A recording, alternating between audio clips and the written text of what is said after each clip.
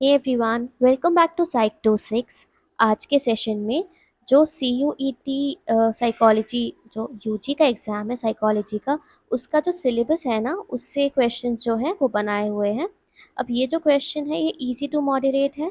तो आप अगर किसी भी एग्ज़ाम की प्रिपरेशन कर रहे हैं, whatever your exam is, whichever your exam is, ये उसके लिए बहुत हेल्पफुल रहेगा, क्योंकि इससे आपको पता चल जाएगा कि आपकी जो बेसिक अंडरस्टैंडिंग है कॉन्सेप्ट्स की वो अच्छी है या नहीं है। जैसा भी कोई भी क्वेश्चन पेपर होता है, इजी क्वेश्चंस मॉडरेट लेवल के क्वेश्चंस तो आते ही हैं, है ना। तो स्टार्ट करते हैं हम फर्स्ट क्वेश्चन से। Which theory of intelligence was proposed by Howard gardener.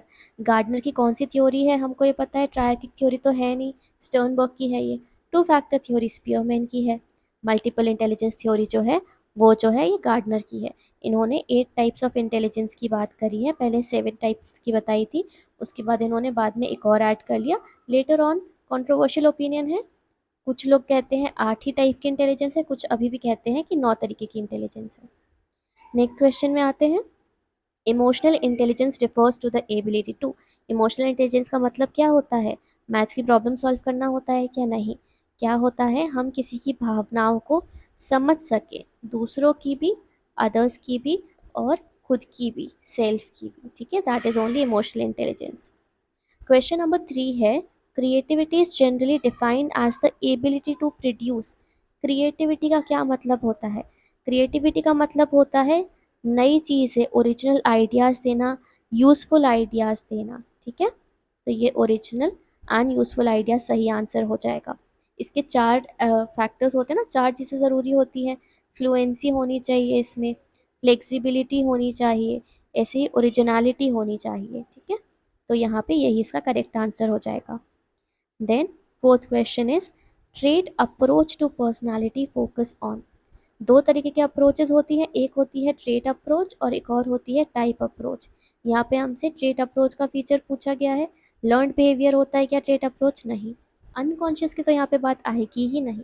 Trait का मतलब होता है स्टेबल कैरेक्टरिस्टिक। आपके जीवन की कुछ चीज़ें होती हैं, कुछ आपके फीचर्स होते हैं, कुछ एट्रीब्यूट्स होते हैं जो कैसे होते हैं, स्टेबल होते हैं, हमेशा वैसे ही होते हैं। अगर आप ऑनेस्ट हैं तो आप किसी भी सिचुएशन में ऑनेस्ट ही रहेंगे। अगर आप लॉयल हैं तो आप किसी भी सिचुएशन में लॉयल ही रहेंगे। यही स्टेबल कैरेक्टरिस्टिक्स होते हैं। Fifth question, the psychodynamic approach explains behaviour using. बहुत इजी क्वेश्चन है, ये तो एकदम ही इजी है ना। साइकोडायनेमिक अप्रोच किस पे फोकस करता है? वो फोकस करता है हमारे अनकॉन्शियस मोटिव्स पे। ठीक है, रीइंफोर्समेंट की तो बात आएगी नहीं, बिहेवियरिज्म का कॉन्सेप्ट है। कॉन्शियस चॉइसेस की भी नहीं बात आएगी। यहाँ पे हम साइको एनालिसिस यूज़ करते हैं ना, क्यों यूज़ करते हैं? अनकॉन्शियस पे जाने के लिए। तो सही आंसर यही हो जाएगा। Now six question is, stress can negatively affect a person. Stress की वजह से क्या हो जाता है? स्ट्रेस हमको पता है कितने तरीके का होता है, 2 तरीके का होता है। एक होता है यू स्ट्रेस, जो कि पॉजिटिव स्ट्रेस होता है, थोड़ा सा ज़रूरी होता है। अगर एकदम एग्जाम की टेंशन नहीं होगी तो हम पढ़ाई ही नहीं करेंगे, तो ये ज़रूरी हो गया। एक होता है डी स्ट्रेस, डिस्ट्रेस जिसको हम कहते हैं, ये नेगेटिव होता है।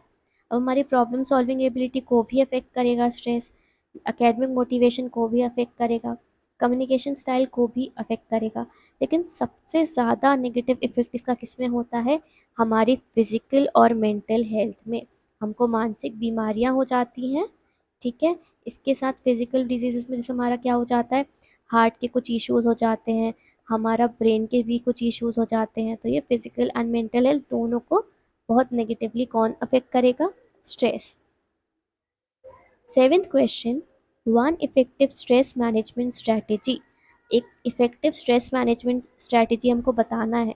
ठीक है, जिससे हमारा मतलब कोई ऐसी तकनीक जिससे हमारा स्ट्रेस जो है वो मैनेज हो जाए। तो हम अगर ज़्यादा काम करेंगे तो स्ट्रेस मैनेज हो जाएगा क्या? नहीं, इससे तो डिस्प्लेस हो जाएगा। हो सकता है डिस्ट्रैक्शन के जैसे काम करे, पर ख़त्म नहीं होगा। अवॉइडिंग सोशल सपोर्ट, नहीं, हमको सोशल सपोर्ट तो लेना चाहिए। जब आपको बहुत स्ट्रेस होता है तो आपको लोगों से बात करनी चाहिए, उनको बताना चाहिए। सब लोगों को नहीं, जिनको आप ट्रस्ट करते हो एटलीस्ट उनको। ठीक है, टाइम मैनेजमेंट यहाँ पे सही आंसर हो जाएगा। अगर हम अपना टाइम मैनेजमेंट सही से करेंगे तो हमारा स्ट्रेस मैनेजमेंट भी सही होगा। अगर आप सुबह उठ के प्रॉपर योग करेंगे या एक्सरसाइज करेंगे, प्रॉपर आपकी डाइट होगी, टाइमली सोएंगे आप, स्लीप शेड्यूल आपका सही होगा, अगर प्रॉपर टाइम मैनेजमेंट होगा तो आपका स्ट्रेस मैनेजमेंट होने की प्रोबेबिलिटी भी बढ़ जाएगी। ठीक है। एट्थ क्वेश्चन है, a person with OCD is most likely to, OCD का मतलब क्या होता है, ऑब्सेसिव एंड कंपल्सिव डिसऑर्डर। ठीक है। तो यहाँ पे हेलुसिनेट करेगा क्या बंदा, नहीं, हेलुसिनेशन नहीं होगा, स्किज़ोफ्रेनिया में होता है। एंगेज इन कंपल्सिव एक्ट, हाँ, नाम ही है ना, ऑब्सेसिव एंड कंपल्सिव डिसऑर्डर, मतलब बार बार उसको कुछ चीज़ करने की तलब रहती है, उसको करना ही है। तो ये जो है ऑप्शन बी यहाँ करेक्ट हो जाएगा। नाइन्थ क्वेश्चन है, cognitive therapy focuses on changing, cognitive therapy किस चीज़ पे फोकस करता है, हमारी फिजिकल हेल्थ चेंज करेगा क्या, नहीं, वो तो आप योगा करके, एक्सरसाइज करके, डाइट प्रॉपर लेके चेंज कर सकते हो। ऑटोमेटिक थॉट्स को चेंज कर सकता है, हाँ, आपके जो थॉट्स आते हैं ना, उसको, उनको क्या करता है, रीस्ट्रक्चर करता है, रीस्ट्रक्चरिंग होती है उसमें, किसमें, CBT में, CBT कॉग्निटिव बिहेवियरल थेरेपी में। तो यहाँ पे ऑटोमेटिक थॉट्स जो है वो सही आंसर हो जाएगा। 10th क्वेश्चन है, प्रेजुडिस रिफर्स टू, प्रेजुडिस का मतलब क्या होता है, न्यूट्रल ओपिनियन, कुछ ओपिनियन ही नहीं है, ऐसा होता है क्या, नहीं, प्रेजुडिस का मतलब होता है हमारा एक जो नेगेटिव एटीट्यूड हम किसी भी चीज़ को लेके पहले से बना लेते हैं, प्री कंसीव्ड होता है, that is prejudice. Option B हमारा करेक्ट आंसर हो जाएगा। 11th क्वेश्चन है, conformity refers to the tendency to, conformity का मतलब क्या होता है, अकेले काम करना, नहीं, जो लोग सलाह दे रहे हैं आसपास के उनको रिजेक्ट कर देना, नहीं, मैच ग्रुप नॉर्म, ये सही आंसर हो जाएगा। कन्फर्मिटी का एक्सपेरिमेंट था ना ऐश का, सोलोमन ऐश ने कन्फर्मिटी पे एक एक्सपेरिमेंट किया था, उन्होंने ऐसी लाइंस बना दी थी, ठीक है, ABC, और इस तरीके से पूछा था कि कौन सी लाइंस आपको दो इक्वल दिख रही हैं। तो यहाँ पे क्या किया था उन्होंने, पार्टिसिपेंट ने आंसर क्या किया था, जो बाकी लोग आंसर कर रहे थे, सबने नहीं, एटलीस्ट 33% ऑफ टाइम्स में उन्होंने ऐसा किया था। तो क्या करते हैं हम, दूसरों के को देख के अपने जब जो भी हमारा बिहेवियर होता है उसको चेंज कर देते हैं, दैट इज़ कन्फॉर्मिटी। तो हम यहाँ पे ग्रुप नॉर्म्स जो भी बना दिए हैं उसको मैच करने की कोशिश करते हैं। 12th क्वेश्चन है, social loafing is the phenomena where people, social loafing में क्या करता है इंसान, इस पे I have made a separate short, जो भी हमारे एक्सप्लेनेशन वाले वीडियोस रहते हैं ना, I don't prefer making it lengthy, तो वो यूजुअली आपको शॉर्ट्स के फॉर्म में मिल जाएंगे, अगर थोड़ा बड़ा जाता है 4 मिनट या 5 मिनट का, तो वो दो अलग अलग शॉर्ट्स में हम डाल देते हैं। अगर आप कॉन्स्टेंटली शॉर्ट्स भी देखते रहोगे तो आपके जो टॉपिक्स हैं वो रिवाइज होते रहेंगे। ओके, ठीक है, सोशल लोफिंग पे वापस आते हैं। सोशल लोफिंग क्या फिनोमेना है, यहाँ पे लोग क्या करते हैं, ज़्यादा काम करते हैं क्या टीम में, नहीं, क्योंकि ग्रुप में है वो, इसलिए उनको लगता है अगर मैं नहीं भी काम करूँगा तो बाकी लोग तो काम कर ही लेंगे, इस वजह से वो काम ही नहीं करता है या बहुत कम काम करता है। तो show reduced effort in group, ये करेक्ट आंसर हो जाएगा। नेक्स्ट क्वेश्चन है, obedience differs from compliance as it involves, obedience और कंप्लायंस में क्या डिफरेंस है, ये पूछ रहे हैं। कंप्लायंस में क्या करते हैं, कोई हमसे रिक्वेस्ट करता है ना, तब हम उसकी बात मान लेते हैं, या हमने पहले से कुछ कमिटमेंट करी होती है तो हम उनकी बात मान लेते हैं और आगे भी उसको जारी रखते हैं। लेकिन ओबीडियंस में क्या होता है, ओबीडियंस में अथॉरिटी फिगर की कमांड होती है। ठीक है, अगर आपकी आपकी फ्रेंड ने आपसे कुछ करने बोला तो आपने उसको कंप्लाई कर लिया, आपने उसकी बात मान ली। लेकिन अगर आपके प्रिंसिपल ने स्कूल की या किसी अथॉरिटी फिगर ने आपसे कुछ बोला तो आपको वो चीज़ करनी ही है, दैट इज़ ओबीडियंस। ठीक है। क्वेश्चन 14, प्रो इन्वायरमेंटल बिहेवियर क्या होता है, प्रॉफिट बढ़ाना, नहीं, एफर्ट रिड्यूस कर, स्ट्रेस को रिड्यूस कर देना, क्या, नहीं, इन्वायरमेंट को प्रोटेक्ट करना, इजी क्वेश्चन, इन्वायरमेंट वाले से इजी क्वेश्चंस आते हैं यूजुअली सेक्शन से, अगर आप थोड़ा भी अच्छे से पढ़ लेंगे तो उसके क्वेश्चंस आपको बन जाने चाहिए। Noise pollution can cause which of the following, ये भी अगेन इजी क्वेश्चन है। नॉइस पोल्यूशन से क्या हो जाता है, टेंशन स्पैन हमारी अच्छी हो जाएगी क्या, नहीं, वो तो ख़राब होगी। गुस्सा ज़्यादा आएगा, सही बात है, अगर बहुत ज़्यादा शोर शराबा होगा आपके आसपास तो आपको क्या होने लगती है, इरिटेशन होने लगती है, आपको क्या होने लगता है, फ्रस्ट्रेशन होने लगता है, फिर फ्रस्ट्रेशन अग्रेशन थ्योरी तो आपने पढ़ी ही है, इसलिए आपका अग्रेशन जो है वो बढ़ जाता है। ठीक है, इम्प्रूव स्लीप तो होगा नहीं, जबकि स्लीप जो है वो उसकी मतलब कम हो जाएगी, स्लीप अच्छी नहीं होगी, बुरी हो जाएगी। ठीक है, फिर क्राउडिंग, क्राउडिंग की वजह से क्या हो जाता है, crowding often leads to social motivation, नहीं, ऑप्शन इतने सिली है ना, इम्प्रूव्ड परफॉर्मेंस हो जाएगी क्या? नहीं। हाई स्ट्रेस लेवल, आपका स्ट्रेस जितने ज़्यादा ऐसी क्राउडिंग वाली जगह में आप रहोगे उससे आपका स्ट्रेस लेवल जो है वो काफ़ी बढ़ जाएगा। Then interviewing skills are important in, जो इंटरव्यूइंग स्किल्स होती हैं, अगर आप बहुत अच्छे से इंटरव्यू ले पा रहे हो किसी का, बातचीत कर पा रहे हो, एक तरीके से कम्युनिकेशन स्किल ही हो गया ना। तो अगर आपकी कम्युनिकेशन स्किल बहुत अच्छी हो रही है तो क्या हो जाएगा, आप बिल्डिंग्स बना लोगे क्या? आर्किटेक्चर पढ़ने की तो ज़रूरत ही नहीं है फिर, है ना? तो ये तो होगा नहीं। कंडक्टिंग थेरेपी सेक्शंस, ये सही हो जाएगा। अगर आप अच्छे से कम्युनिकेट कर पाओगे, अगर आप इंटरव्यू अच्छे से ले पाओगे, उसकी स्किल्स अच्छी हैं आपकी, तो थेरेपी सेशंस भी आपके बहुत अच्छे हो जाएंगे, क्योंकि आप अच्छी रैपोर्ट बना पाओगे अपने क्लाइंट के साथ, है ना? ये चीज़ सही हो जाएगी। देन 80 नंबर क्वेश्चन है, counselling skills includes quality like. Counselling skill, जब आप काउंसलिंग करोगे किसी की तो उसमें कौन सी क्वालिटी होनी चाहिए? क्विक जजमेंट, कोई एक इंसान आया आपने उसकी ड्रेस देख के उसको जज कर लिया? नहीं ना, तो ये नहीं होगा। डिटैचमेंट, एकदम दुनियादारी मोह माया से बाहर हो जाना? नहीं। एम्पैथी होनी चाहिए आपके पास, और आपके पास वार्मथ होनी चाहिए।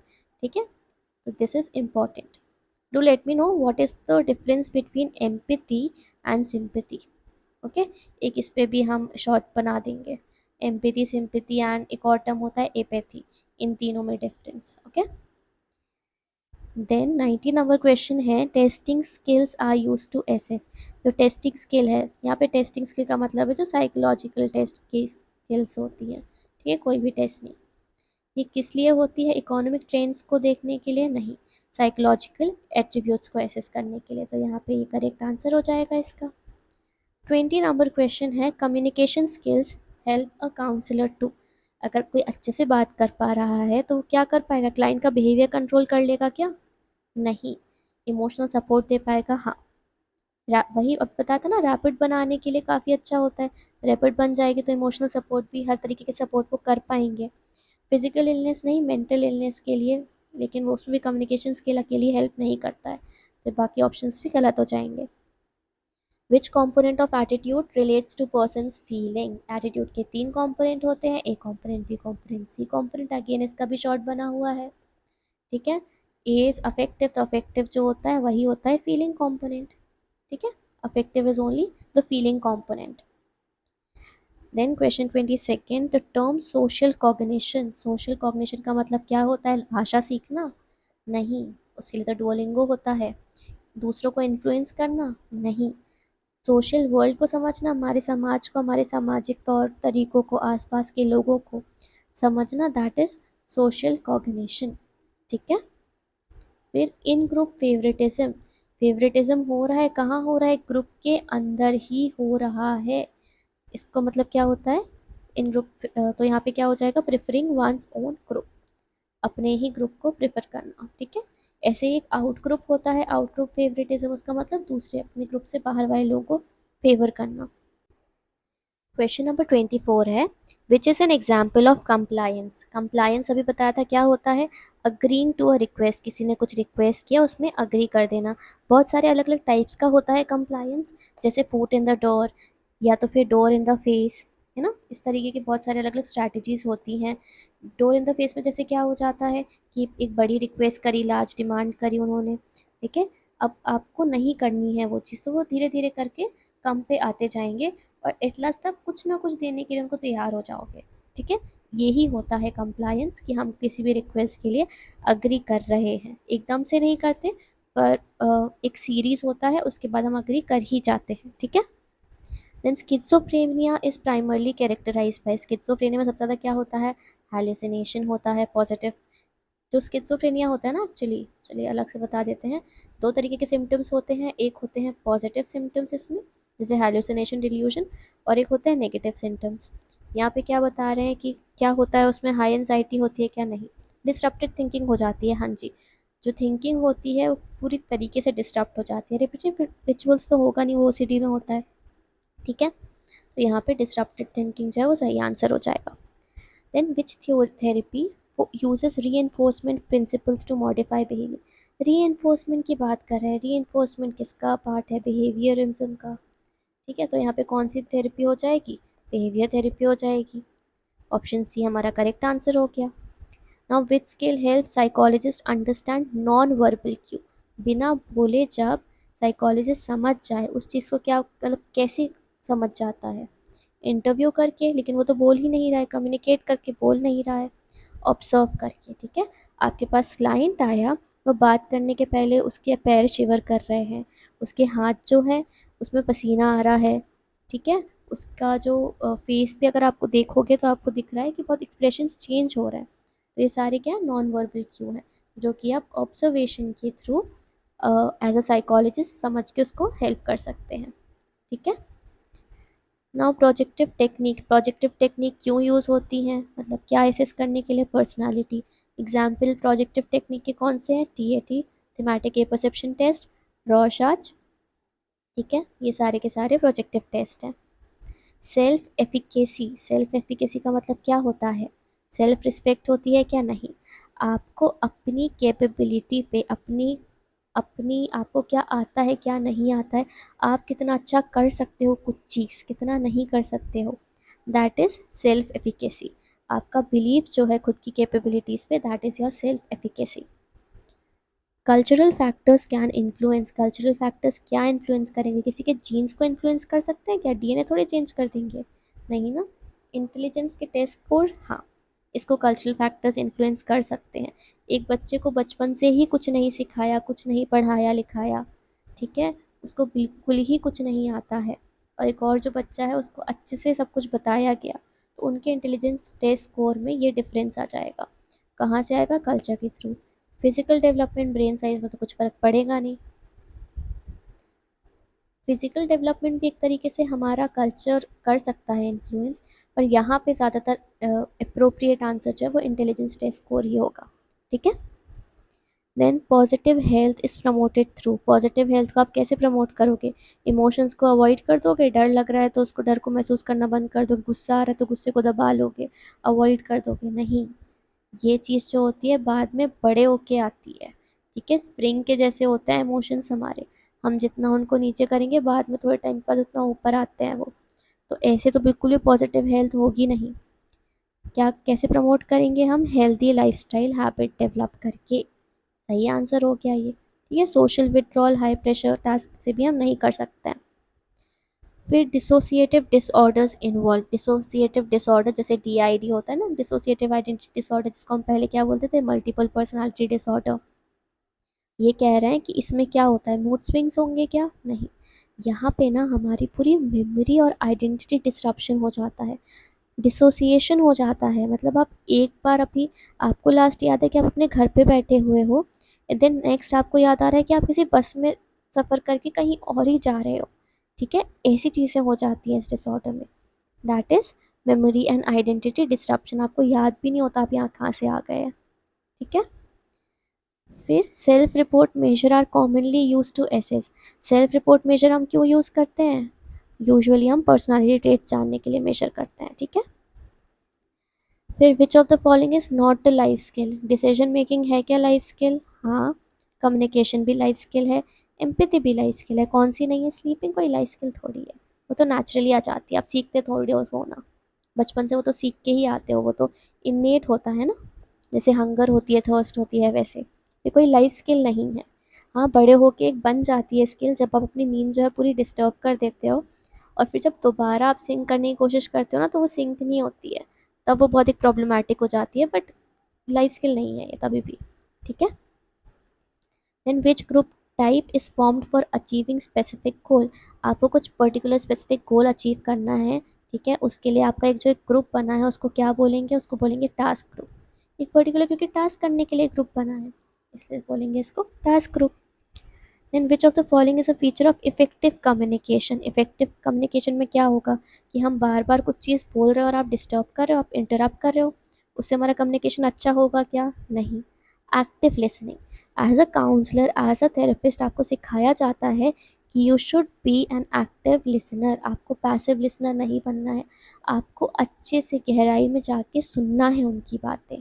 ठीक है, तो ये एक बहुत अच्छा फीचर है, because you all are studying psychology, you all are going to be counsellors या थेरेपिस्ट, इवन एडुकेटर्स अगर आप बन रहे हो तो भी आपका कम्युनिकेशन स्किल जो है वो एक्टिव लिसनिंग के थ्रू आप बहुत इम्प्रूव कर सकते हो। Then humanistic therapy emphasises, humanistic therapy किसने दिया था सर कॉन्सेप्ट? कार्ल रॉजर्स ने दिया था। और किसने बात की है इसकी? अब्राहम मास्लो ने। ठीक है, तो इसमें इन्होंने किस चीज़ के बारे में बात की है? इसमें इन्होंने फ्री विल एंड ग्रोथ की बात की है। They have talked about free will and growth. Aptitude test, ये देखिए ऐसे क्वेश्चंस ना अगर मान लेते हैं नहीं बनते, बहुत ईजी है पर नहीं बन रहा है, तो आप एलिमिनेशन मेथड से तभी भी इसको कर सकते हैं। कैसे? मेडिकेशन तो यहाँ पे कुछ है ही नहीं। कंडीशनिंग किस में होती है? बिहेवियरिज्म में। ठीक है, ऐसी चाइल्डहुड ट्रॉमा किस में होता है? साइको एनालिसिस या साइकोडायनामिक में। तो एलिमिनेशन मेथड से भी आपका कौन सा बच गया? फ्री विल एंड ग्रोथ, यही आंसर है। Then aptitude test are useful for predicting, aptitude test देते हैं ना आप, 12th के बाद दिया होगा, ग्रेजुएशन के बाद देंगे आप। ये किसके लिए होता है? ये फ्यूचर पोटेंशियल के लिए होता है कि आप के अंदर कितनी काबिलियत है कुछ चीज़ करने की, इसलिए एप्टीट्यूड टेस्ट जो है वो यूज़ किए जाते हैं। ठीक है, अग्रेशन को हम, aggression can be reduced by promoting, aggression को हम कम कैसे कर सकते हैं? स्टीरियोटाइप करके? नहीं। प्रेजुडिस से नहीं, फ्रस्ट्रेशन से नहीं, इन सबसे तो एंगर जो या अग्रेशन जो है वो बढ़ता है। एम्पैथी से आप अपना अग्रेशन क्या कर सकते हो? कम कर सकते हो। क्यों? क्योंकि जब भी आपको गुस्सा आएगा तो आप सोचोगे कि अरे यार सामने वाला की भी कुछ मजबूरी रही होगी, आप उसके शूज़ पे वॉक करने की कोशिश करते हो। ठीक है, तो ये चीज़ जो होती है ना, ये कभी कभी हमारे लिए प्रॉब्लमेटिक बन जाती है एज अ काउंसलर। क्यों? क्योंकि हम किसी को बुरा बोल ही नहीं पाते, किसी को गुस्सा कर ही नहीं पाते। क्यों? क्योंकि हमारे अंदर एम्पैथी बहुत ज़्यादा होती है। ठीक है, चलिए, behaviour therapy is based on, behaviour therapy किस पे बेस्ड है? लर्निंग प्रिंसिपल पे। लर्निंग की बात बिहेवियरिज्म में होती है, तो बिहेवियर प्रिंसिपल लर्निंग प्रिंसिपल पे बेस्ड है। ठीक है, question number 41, social facilitation means performance improves कब? सोशल फैसिलिटेशन का मतलब होता है हमारी परफॉर्मेंस इम्प्रूव हो जाती है। कब इम्प्रूव हो जाती है? जब हम अकेले रहते हैं? नहीं, जब हमारे पास ना एक ऑडियंस होती है। ठीक है, जब एक ऑडियंस होती है तब हमारा सोशल मतलब हमारी परफॉर्मेंस जो होती है वो इम्प्रूव हो जाती है। इस पे अलग अलग एक्सपेरिमेंट जो हैं वो भी हो रखे हैं। दो इफ़ेक्ट होते हैं, एक को वर्कर इफ़ेक्ट होता है और एक ऑडियंस इफ़ेक्ट होता है। जब हमें कोई देख रहा है तब भी सोशल फैसिलिटेशन होता है, जब हम साथ में किसी के काम करते हैं तब भी सोशल फैसिलिटेशन हो सकता है। Then question number 42, environmental psychology studies, environmental psychology में आप क्या पढ़ते हो? प्लानिटरी मोशन, ये तो एस्ट्रोनॉमी में पढ़ते हो ना। फिर वेदर फोरकास्टिंग? नहीं। नेचुरल डिज़ास्टर्स के बारे में? नहीं। इन्वायरमेंटल साइंस में पढ़ते हो आप नेचुरल डिज़ास्टर के बारे में या वेदर फोरकास्टिंग के बारे में? यहाँ पर हम साइकोलॉजी की बात कर रहे हैं। तो ह्यूमन का और हमारे पर्यावरण का, नेचर का क्या रिलेशनशिप है, वो हम इन्वायरमेंटल साइकोलॉजी में पढ़ते हैं। क्वेश्चन नंबर 43 है, conflict can be resolve through, conflict को हम कैसे सुलझा सकते हैं? तो अवॉइड कर देंगे क्या हम कॉन्फ्लिक्ट को? नहीं। गुस्से से? नहीं, वो तो और बढ़ जाएगा। नेगोशिएट करके, सुलह करके, बात करके, समझ के। ठीक है, तो यहाँ पे नेगोशिएशन सही आंसर हो जाएगा। Then counselling psychologist mainly help with, counselling psychologist किस चीज़ से हेल्प करते हैं? न्यूट्रिशन एडवाइस देंगे क्या? नहीं। स्पोर्ट्स ट्रेनिंग, वो तो स्पोर्ट्स साइकोलॉजी वाले देंगे, उनके साथ मिलके देंगे, मतलब जो ट्रेनर्स होते हैं उनके साथ। अकेडमिक और इमोशनल इश्यूज़, हाँ, काउंसलिंग साइकोलॉजिस्ट अकेडमिक या इमोशनल कुछ भी ऐसे इश्यूज़ होते हैं उससे डील करते हैं। अकेडमिक से हम करियर, जो करियर काउंसलर्स होते हैं वो भी डील करते हैं। ठीक है, लेकिन यहाँ पे साथ में दिए हैं तो यही सही आंसर हो जाएगा। Then cognitive component of attitude, again attitude question आ गया। ए बी सी तीन कंपोनेंट थे, अफेक्टिव कौन सा था? फीलिंग वाला पार्ट। ऐसी जो कॉग्निटिव कंपोनेंट है वो कौन सा है? वो बिलीफ वाला पार्ट है, हमारा thoughts and beliefs. Option A सही हो जाएगा। ओबीडियंस सबसे ज़्यादा कब होगा? Obedience is highest when the authority figure is, कब होगा? जब वो एकदम लेजिटिमेट लगेंगे हमको, तब। ठीक है, तब सबसे ज़्यादा होगा। अब नेक्स्ट है, prejudice can be reduce to, prejudice को हम कैसे कम कर सकते हैं? स्टीरियोटाइप करके? नहीं, बढ़ जाएगा। अगर हम एक ग्रुप है और ये दूसरा ग्रुप है और इन दोनों में एक दूसरे के लिए प्रेजुडिस है, ठीक है, तो अगर इनका जब कांटेक्ट हो जाएगा, जब यहाँ के लोग यहाँ जाएंगे, यहाँ के लोग यहाँ आएंगे और इन आपस में बातचीत होगी, इंटर ग्रुप कांटेक्ट होगा, तो अपने आप प्रेजुडिस कम हो जाएगा। तो ऑप्शन बी सही आंसर हो जाएगा। Then which disorder is classified under mood disorders, mood disorder के अंदर कौन सा आता है, फोबिया नहीं आएगा, ओसीडी नहीं आएगा, डिप्रेशन। एक्चुअली जो पुराने डिसऑर्डर्स थे ना उनकी कैटेगरी जो मूड डिसऑर्डर की थी उसमें डिप्रेशन आता था, अभी जो रिसेंट वाला डीएसएम है उसमें एक सेपरेट कैटेगरी बनी है, पर यहाँ पे हम क्योंकि कोई और ऑप्शन सही नहीं है तो डिप्रेशन को ही सही मार्क करके आएंगे, और ये एक्चुअली सही भी है, अभी भी उसका अगर ब्रॉड कैटेगरी देखें हम उसकी तो ये अभी भी मूड डिसऑर्डर्स के अंदर ही। क्वेश्चन नंबर 49 है, testing skills in psychology help in. अगर जो साइकोलॉजी में टेस्टिंग स्किल है वो किस चीज़ के लिए हेल्प करती है हमको, साइकोलॉजिकल टेस्ट किस चीज़ के लिए हेल्प करते हैं, मेंटल ट्रेट्स को इवैल्यूएट करने के लिए, मेंटल ट्रेट्स अलग अलग तरीके के कोई भी हो सकते हैं, तो ए ऑप्शन हमारा करेक्ट आंसर हो जाएगा। And the last question for today is which of the following is a developmental disorder? Developmental disorder कौन सा है यहाँ पे, ऑटिज्म स्पेक्ट्रम डिसऑर्डर, इजी, बहुत इजी क्वेश्चन है, ठीक है, तो यहाँ पे ऑप्शन बी करेक्ट आंसर हो जाएगा। यहाँ पे हमारे 50 मोस्ट बेसिक, एकदम बेसिक से बेसिक क्वेश्चन है ये कंप्लीट हो गए हैं। टू लेट मी नो कि आपका क्या स्कोर आया है 50 में से, ठीक है, अगर 45 प्लस है या 40 प्लस है तो बहुत अच्छा स्कोर है, अगर उससे कम है तो आपको अपना पहले जब एडवांस लेवल में पढ़ने से पहले आपको अपनी बेसिक अंडरस्टैंडिंग जो है वो ज़्यादा अच्छी करने की ज़रूरत है, ठीक है। नेक्स्ट वीडियो लेके आते हैं उसमें हम पीजीटी का अगेन क्वेश्चन पेपर सॉल्व कराएंगे, और इधर I will just bring some random 50 questions also. जो यूट्यूब चैनल है उसमें ना जो पोस्ट होते हैं उसमें रोज़ हम एक ना एक एमसीक्यू जो होता है वो डालते हैं, एक्चुअली एमसीक्यू नहीं होता है, पीवाईक्यू होते हैं, तो आप वो चेक कर लें, वो रोज़ देख लें, एटलीस्ट एक एक क्वेश्चन की प्रैक्टिस भी रोज़ चलती रहेगी तो अच्छा रहेगा, है ना। और जो शॉर्ट्स आ रहे हैं उनको भी देखते रहें कंटिन्यूस, क्योंकि कुछ ना कुछ इंपॉर्टेंट टॉपिक जो है 1 मिनट 2 मिनट में आप समझ जाओगे, अगर समझोगे नहीं तो आपका रिवाइज हो जाएगा, तो आपकी अंडरस्टैंडिंग के लिए वो बहुत अच्छा रहेगा।